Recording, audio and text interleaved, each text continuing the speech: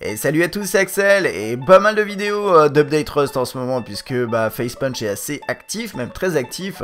Là aujourd'hui on va parler du devblog 106. On avait vu les sauts pour potentiellement éteindre du feu. Figurez-vous qu'on reste dans le thème.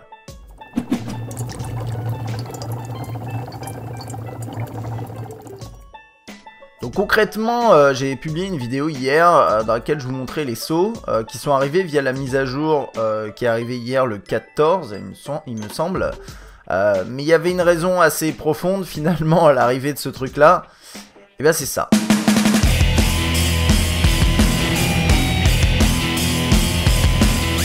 Oh yeah! Donc concrètement, pour revenir rapidement en arrière, rappelez-vous, donc devblog 106, là maintenant on a les sauts. Donc les sauts, si vous avez besoin d'informations là-dessus, je vous invite à regarder ma vidéo précédente. Vous avez un baril également pour stocker l'eau. Voilà, ça permet d'éteindre le feu. Et du coup, maintenant on a cette nouvelle arme, c'est le lance-flamme. Qui ressemble, je sais pas si on va pouvoir bien le voir. Ouais, vaguement. Qui ressemble à ça. Voilà. Alors... le lance-flamme, combien ça coûte? Je vais vous montrer tout ça. Faut que je me mette l'interface activée. Et on est parti. Je vais me mettre là comme ça parce que c'est vrai que ça fait un bruit assez insupportable. Alors, le lance-flamme de base, il n'est pas proposé. C'est un blueprint qu'il faut choper. En attendant le système d'XP, je ne sais pas comment ce sera intégré. Et il est dans un livre. Au niveau des ressources nécessaires, vous avez besoin de 8 métal haute qualité, 250 fragments de métal et 100 carburants de faible qualité. Ces carburants de faible qualité, ce sera en fait, on va dire, la munition nécessaire pour recharger cette arme. Donc concrètement, je vais vous montrer. Là, par exemple, je vais le recharger. Donc on va passer à 50. Ça part très très rapidement, hein, comme vous pouvez le constater. Voilà, et ça consomme 50 métal de haute qualité. Donc ça va assez vite. Alors l'idée de ce lance-flamme c'est quoi? Ça va être surtout de brûler le bois. Vous voyez par exemple ça c'est de la twig, de la paille. Vous envoyez un petit coup, ça va commencer à brûler et regardez ça s'en va très très rapidement. Et puis là on va faire des tests du coup sur, sur ma construction à l'occasion de l'ancienne vidéo. Donc là c'est 250. On va mettre un petit coup juste pour voir. Donc vous voyez ça baisse 1 HP, 1 HP, 1 HP. Et si je le fais en continu, forcément un peu plus encore.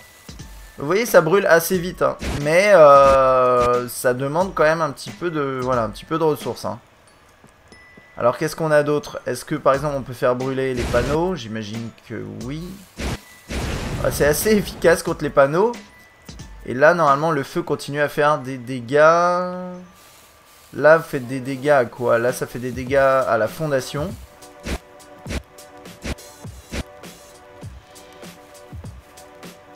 Là, ça fait des dégâts au mur. En fait, ce qui est intéressant, c'est que ça permettra de faire des raids où vous allez pouvoir faire brûler la maison pendant que vous tirez sur les gens. Et il peut y avoir une personne qui est responsable du feu, qui balance des petits coups comme ça de temps en temps à côté de la base pour faire brûler le truc. Je pense également que faire passer le feu derrière, ça peut faire brûler à l'intérieur. Donc ça, c'est à noter. Vous allez pouvoir faire brûler les gens à l'intérieur, je pense. Donc voilà. Donc au niveau du bois ça fait quand même pas mal de dégâts.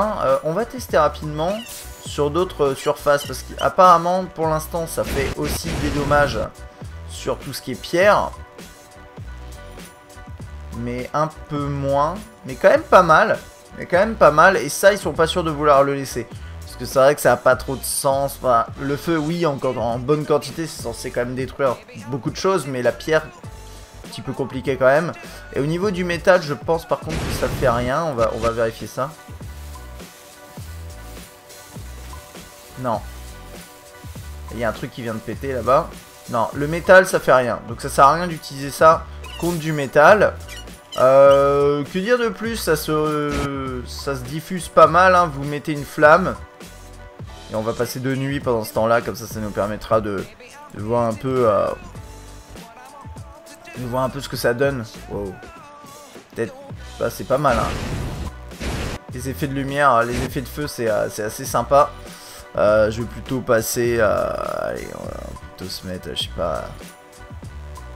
entre deux un peu. Ouais, comme ça, vous voyez à peu près, je pense.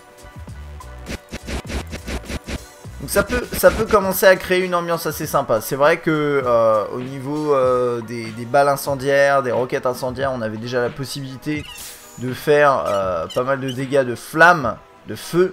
Voilà, désormais c'est encore plus marqué. On va regarder comment ça se passe. Là ça continue de prendre feu, hein. Ça continue d'être en feu et regardez. Voilà, si vous attaquez une base qui est en bois, ça peut être une idée. Ça coûte un peu cher, mais ça peut être une idée. Alors du coup on va essayer d'éteindre ça. Voilà, vous voyez, donc là ça prend tout son sens. Clairement, vous faites raid, votre maison est en train de prendre feu, et bien vous avez toujours de l'eau à proximité pour stopper le feu. Donc là ça commence à devenir intéressant. C'est vrai que quand vous allez vous faire raid, vous aurez envie aussi de protéger votre base du feu. Et moi je trouve ça vraiment, vraiment sympa. Alors j'ai pas pu tester les dommages sur les joueurs.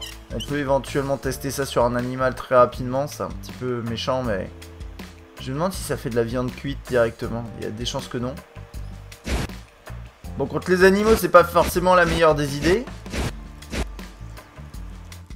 Et a priori ça fait pas du bacon, hein. Par contre vous avez vu le feu, ça fait des dommages au corps. Donc ça veut dire que si vous le laissez brûler, a priori il va disparaître et vous avez perdu votre truc. Donc ça c'est à noter.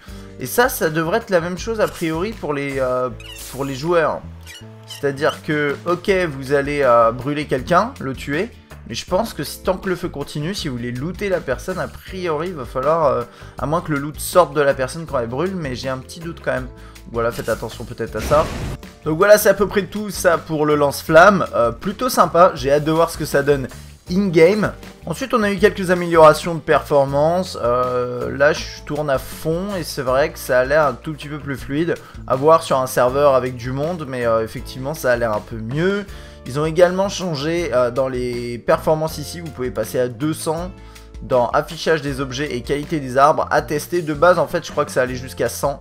Et maintenant vous pouvez monter ces deux éléments là, donc testez-le, voyez si les perfs sont bonnes, voyez l'impact que ça peut avoir, je sais pas, on va pouvoir peut-être tester un truc, mais on va regarder les arbres là et on va tester au max. Ouais, ça change un peu au niveau des... c'est vrai que si je suis là... Je sais pas, testez avec et sans, voyez, trouvez un bon ratio entre les performances et la qualité graphique. On a également maintenant des sourcils sur les personnages. Alors j'admets, j'avais jamais remarqué qu'il n'y en avait pas.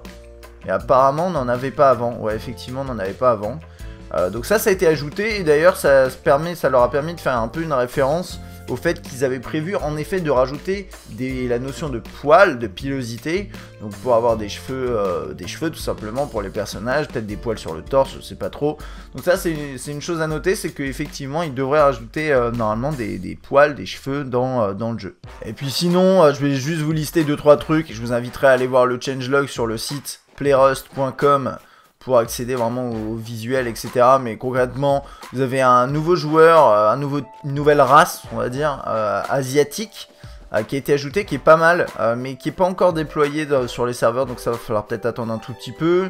Il y a eu des concepts qui, à mon avis, vont être déployés, pas tout de suite, mais ça va arriver pour faire des plantations. Hein. Vous savez qu'on peut on peut planter des graines, etc. Ça va être dans, je sais pas où, dans Food, je crois. Voilà, il y a toutes les graines, mais personne les utilise parce qu'aujourd'hui, ça n'a pas beaucoup d'intérêt. Et bien concrètement, normalement, prochainement, vous pourrez vous nourrir en faisant votre propre plantation chez vous, et ça peut être vraiment cool. Ce sera un bon ajout. Et puis il y a aussi des instruments de musique différents qui ont été conceptualisés, on va dire, avec notamment une guitare à partir d'une sorte de baril de pétrole, un bidon de pétrole. Donc ça c'est assez marrant. Voilà, ce sera tout pour mon petit tour sur le devblog 106, avec notamment le lance-flamme.